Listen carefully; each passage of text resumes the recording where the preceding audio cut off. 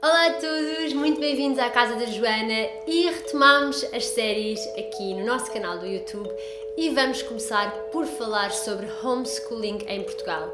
Nesta pequena série de vários episódios, convidei a Rita Crespo para falar um bocadinho da sua experiência. Rita, obrigada por aceitares o convite de vires à Casa da Joana falar sobre a tua experiência.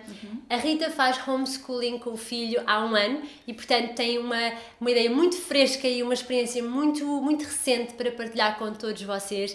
Quer pensem em fazer homeschooling ou já estejam neste estilo de vida, digamos, e querem aprofundar um bocadinho mais os vossos conhecimentos. Rita, a primeira pergunta que eu tenho para te fazer aqui hoje é: porquê escolher ensino doméstico em Portugal?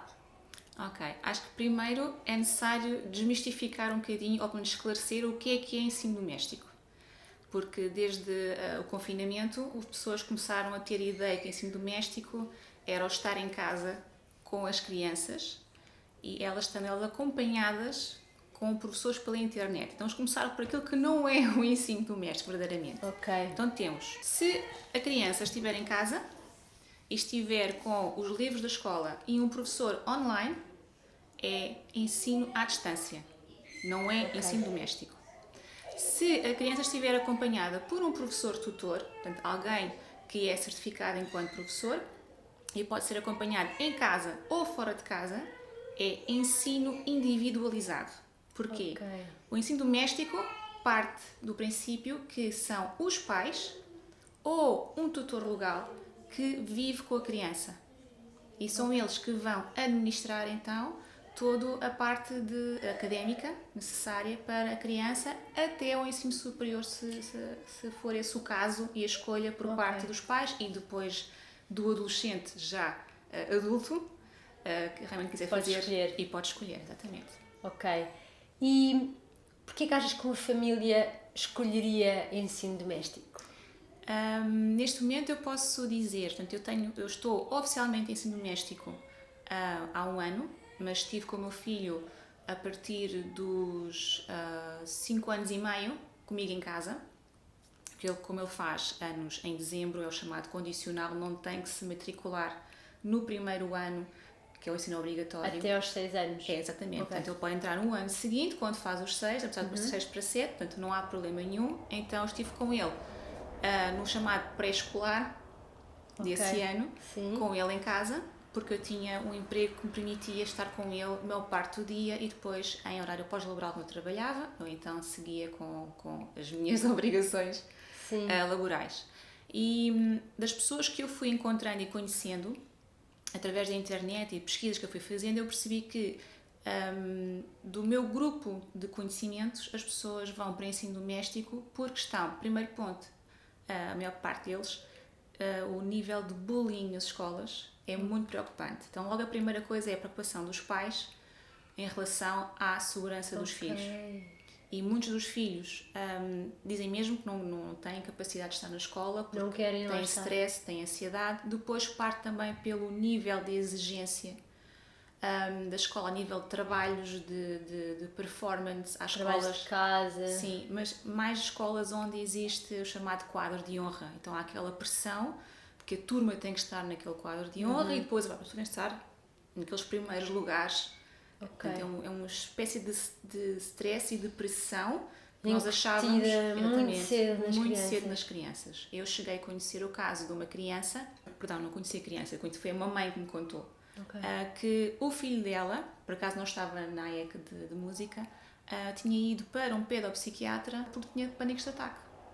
Ataques de pânico na escola. Sim, portanto, todas as segundas-feiras, todos os domingos à noite, ele não dormia, tinha ataques de pânico, da ansiedade. De voltar para a escola. Quando levaram para o pedopsiquiatra, ele é que explicou que, de facto, ele estava com ataques de pânico, tinha ataques de ansiedade, porque ele transmitiu que exigiam demasiado e era tão perfeccionista que tinha medo de ir. Havia um grande nível de exigência às crianças com 2, 3 anos de idade já.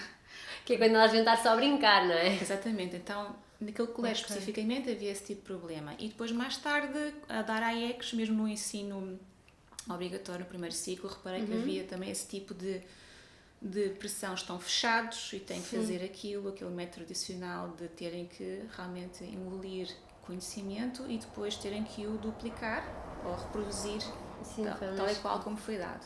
Então, esses 2 pontos são importantes e logo a seguir vem a destruição de alguns paradigmas do que é a educação por parte dessas famílias.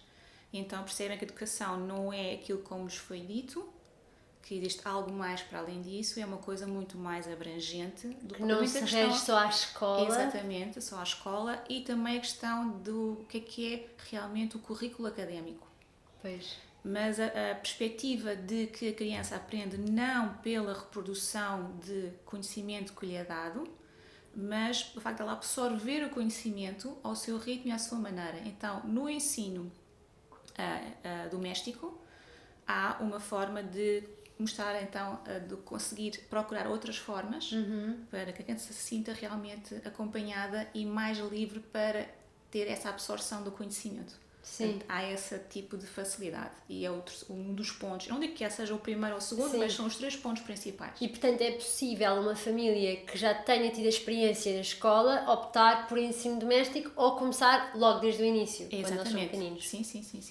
Sim. Que é o vosso caso. Sim, agora é preciso ter só uma questão em conta, que é, de acordo com o que está estipulado como ensino doméstico existente, é a partir do ensino obrigatório. Portanto, quando se é pequenino, o ensino doméstico não se aplica. Não se aplica, mas aplica-se, ou seja, é como se fosse não existente. Portanto, pré-escolar, como não é obrigatório, logo não há ensino.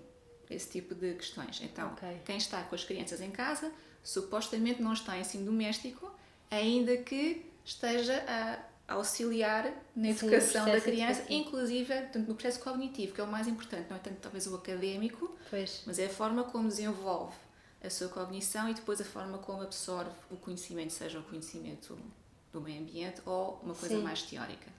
Ok. Pessoal, se vocês tiverem perguntas e famílias especificamente tiverem questões sobre iniciar o homeschooling ou ensino doméstico em Portugal, enviem aqui pelos comentários e vejam também agora os próximos episódios ainda sobre este tema. Corta!